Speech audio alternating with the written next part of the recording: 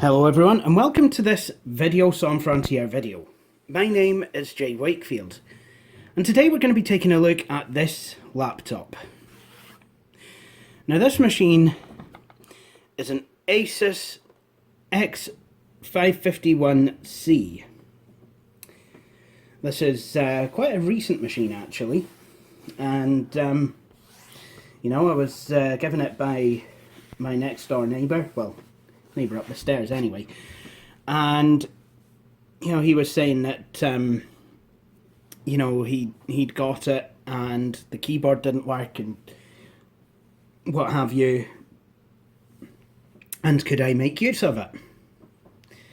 So I said, aye, I'm sure I could make some use out of this. So I was given this machine.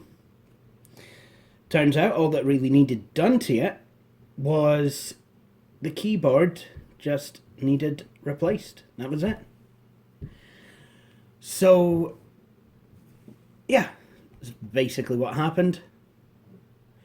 I actually decided to replace the entire palm rest because I tried just replacing the keyboard on its own, and trying to disengage the keyboard from the actual palm rest top cover of the machine, you know, involves the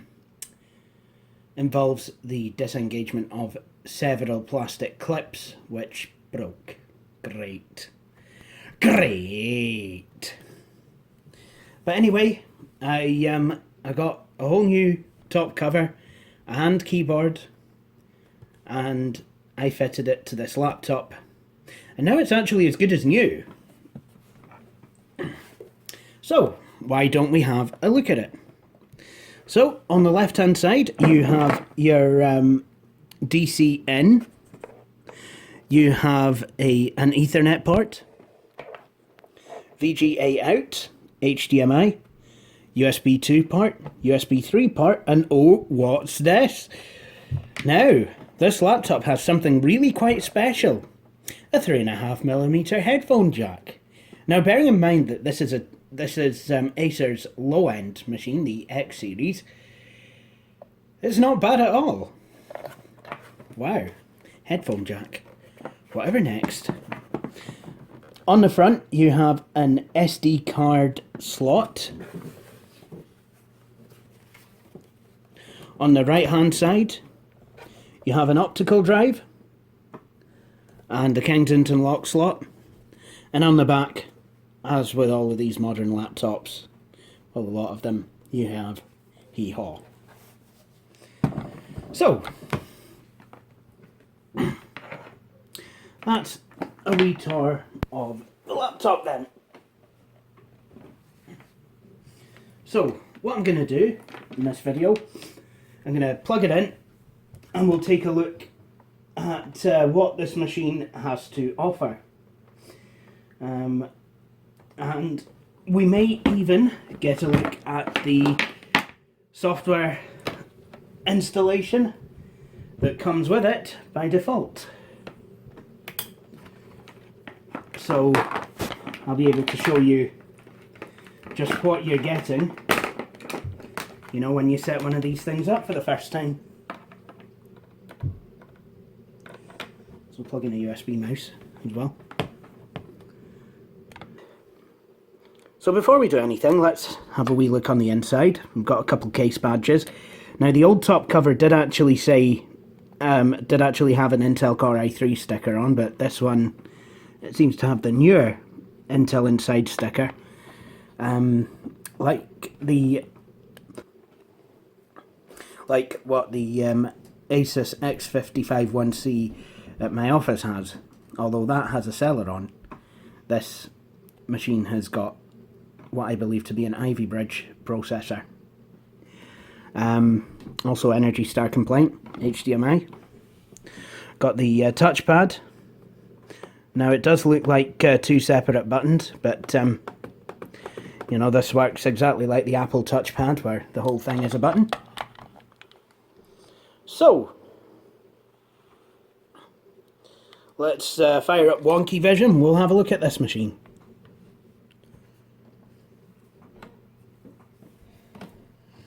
First off, why don't we go into the BIOS?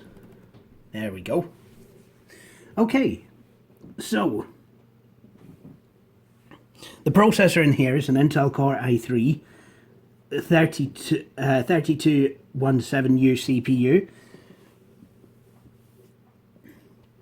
That denotes that it's low power. It's 1.6 gigahertz. That's not too bad.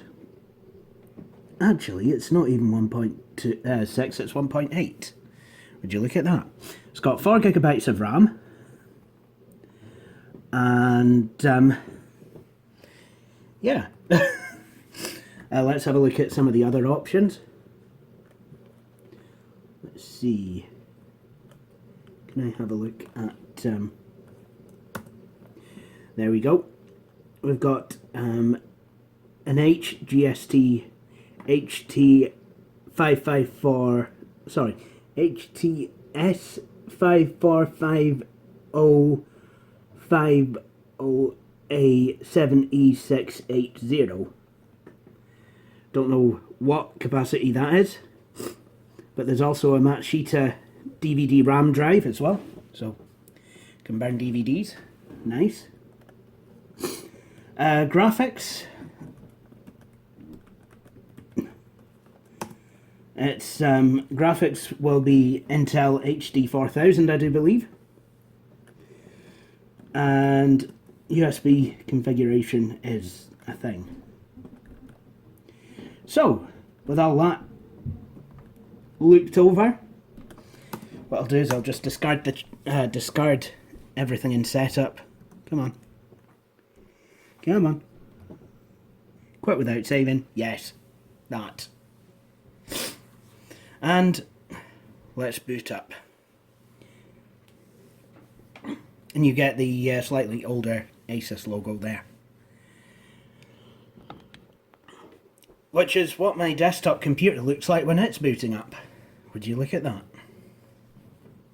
Because that has an ASUS motherboard.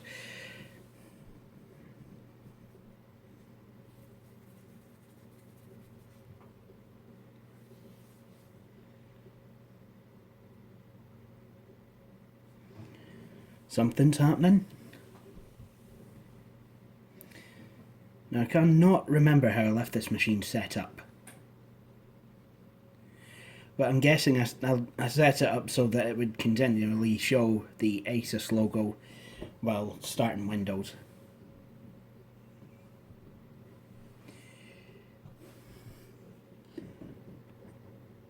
Inspiring innovation, persistent perfection.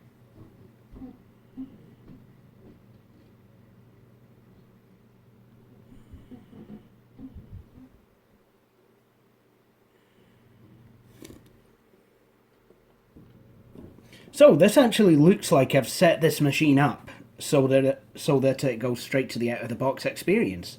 So we really are going to get a look at this machine, how it would be when you opened it up for the first time. So let's do that then. What we're going to do is we're just going to set it up. I'm not going to bother with my Microsoft account on this anyway because, you know, I will be changing out things a wee bit. I'll get into that. So English United Kingdom, license terms and agreement, what have you. And this was Windows 8.1. Actually, this is what. Hang on, no, it isn't. It's not even 8.1. I think this is actually running Windows 8.0. So what I'm going to be doing is actually installing Windows 10 on here, which is why I'm not going to bother with my Microsoft account and all that, because, yeah, I'll probably just do a factory clean install of Windows 10 once it's on here. But on Windows 8.0 and 8.1, you could select your color scheme, name the machine. So,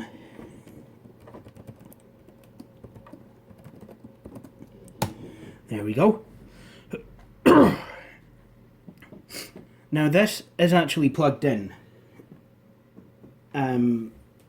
this is actually plugged into my network using a cable, but Windows 8.x does not seem to acknowledge that.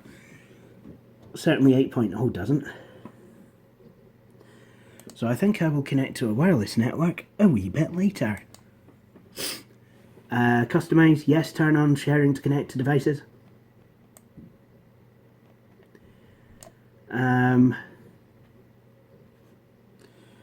Yep.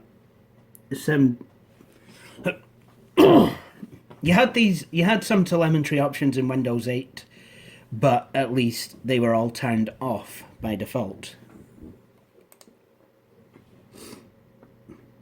Windows error reporting? Nope. Internet Explorer compatibility? Nope. Share info with apps? Nope. Turn Windows location? Nope.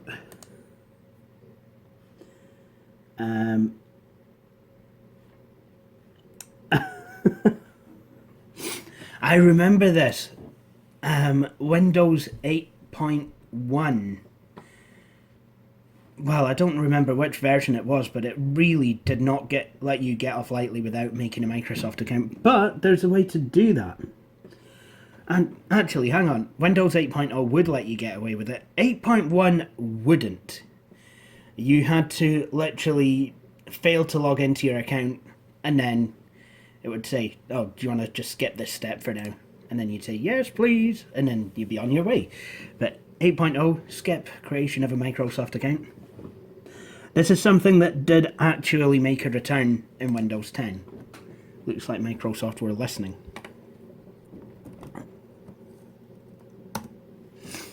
Not going to bother with the password either. At least not for now. The way that I've got the light situated, it kind of looks like there's patches on the screen. It kind of looks like there's light bleed, but there isn't. That is basically just the glossy screen reflecting the light in the background. And who remembers this cosmic light show that's about to happen? Oh, but wait, not just yet, because Microsoft wants to show me how I go about using my computer. Apparently I move my mouse into any corner and the charms bar appears. You know, any corner as long as it's the top right corner. Or off the record, the bottom right corner would work as well, but they don't want you to know that. Why would they want you to know that?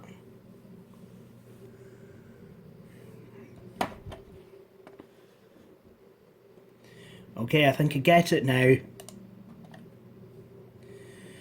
We're getting your PC ready.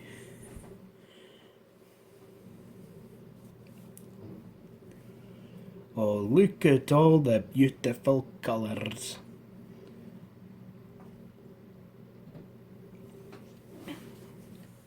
It reminds me of the 60s, so it does. That was pure cosmic, so it was. Oh, aye. Oh, I loved all the beautiful colours in the 60s, so I did.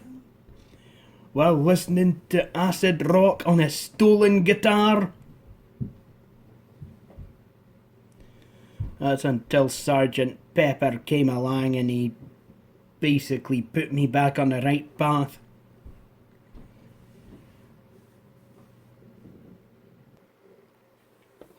And now, next up in this beautiful cavalcade of colour, we are installing apps. This will take a few minutes. So just sit back, relax, enjoy the show while we install all the apps you're never gonna use!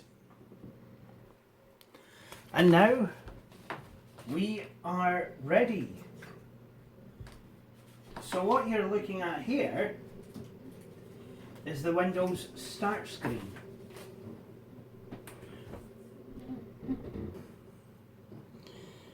This is what you would have seen on starting up Windows 8.1 or 8.0 for the first time.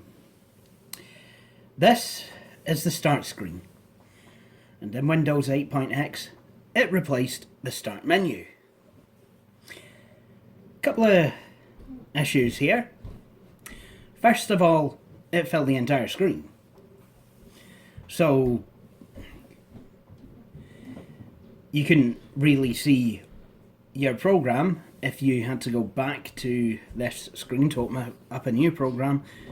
And also, if we scroll back and forth, while there are a fair few programs on here, there doesn't seem to be a simple enough way to actually get access to the rest of your programs. How would you do it? See, the only other time I've actually seen a paradigm shift this big was when we went from Windows 3.1's Program Manager to Windows 95's Start Menu Taskbar Explorer shell.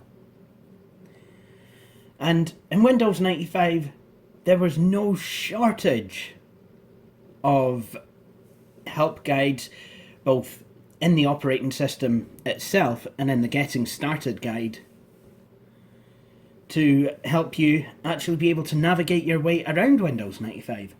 In fact, in some versions of Windows 95, you'd get a nice wee animation whereby it would point an arrow at the start button and say, click here to begin. And even then, if you actually hovered your mouse over the start button, it would actually bring up a tooltip saying, click here to begin. So, what do you do with Windows 8.1? You could always go to the desktop. The desktop, that's a good place to start. I know the desktop. Okay, let's do that then. Oh, okay. There's no start button. If I kind of go to the bottom left, it brings me up a wee picture of the start screen. I can also get the charms bar. But how on earth do I get to all my applications? If this were a touchscreen machine, you'd swipe up the way. But again, how would I know that? And more to the point, how do I do it using the mouse? Well, I'll tell you exactly how you go about doing that. You right click, and then go down to all apps. And there's all your applications organised in a very kind of haphazardy kind of way. Really, very disgusting. Honestly, yeah. Microsoft thought that this was a good idea. Even on the tablet, this wasn't the best idea. And the jumping between the two different user interfaces, it just felt so disjointed in Windows 8 and 8.1. You know, at least in 8.1 they actually gave you a down arrow. You know, click here to go to your other apps. But Windows 8.0, it was terrible.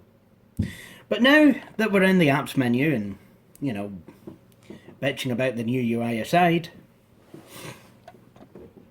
let's have a look at what we get on this machine. First of all, we've got the Wild Tangent games.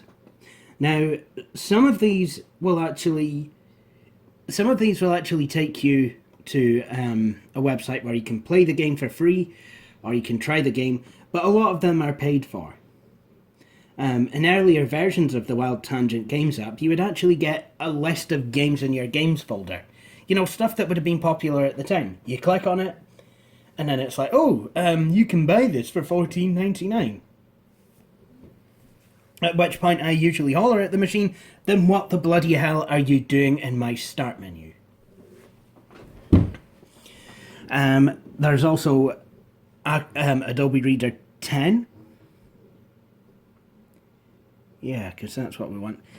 Actually, no, that is a useful thing to have. I mean, that will have been one of the later versions of Adobe Reader at the time.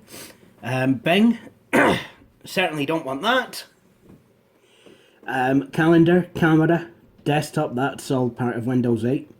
Finance, that comes with Windows 8. Fresh Paint you can get on the Windows 8 store, but for some reason comes pre-installed. I don't mind that necessarily, it is a free program. Games, Internet Explorer, Mail, Maps, again all coming with Windows 8, sorry. Messaging. But then you get Microsoft Office. You think, is this free with the laptop? So you click on it, you load it. And oh, you can try it, but you've got to buy it. But I think that is something that came with Windows 8 rather than with this particular machine. And oh no, I've ended up back at the start screen.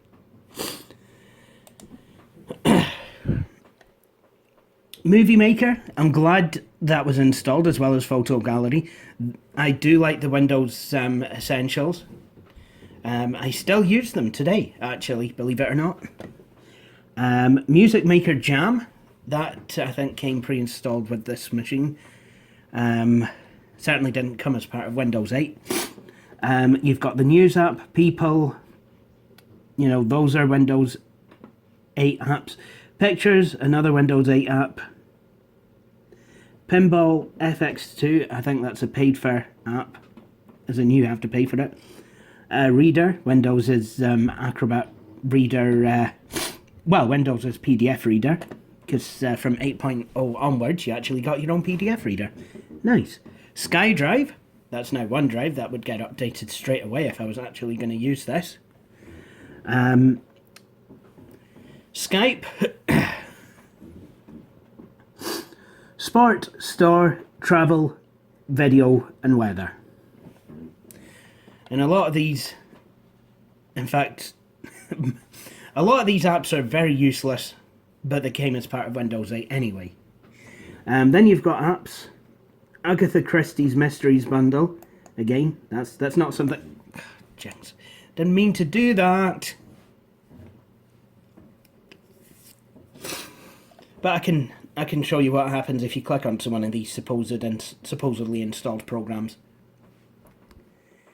Yeah, that's what happens. I mean, this is obviously a very old Windows installation. So a lot of these links, they're going to be dead. Thanks. ASUS Vibe Fun Center. ASUS install, that's kind of useful.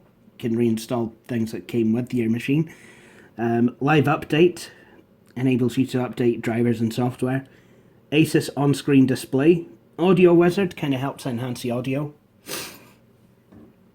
And a few of these I have on my Transformer, which is actually currently went back to the shop because one of the keys fell off the keyboard. Dream Day Wedding Bundle. I think that's one of those. It's another one that will take you to a website. E-manual, the manual to this machine. Dual Quest Mysteries Bundle. Guessing these are all ones that would take you to that dead site. My Betcast. Power for Gear Hybrid, that's for powered options. Splendid Utility. Well, that's just splendid, is it?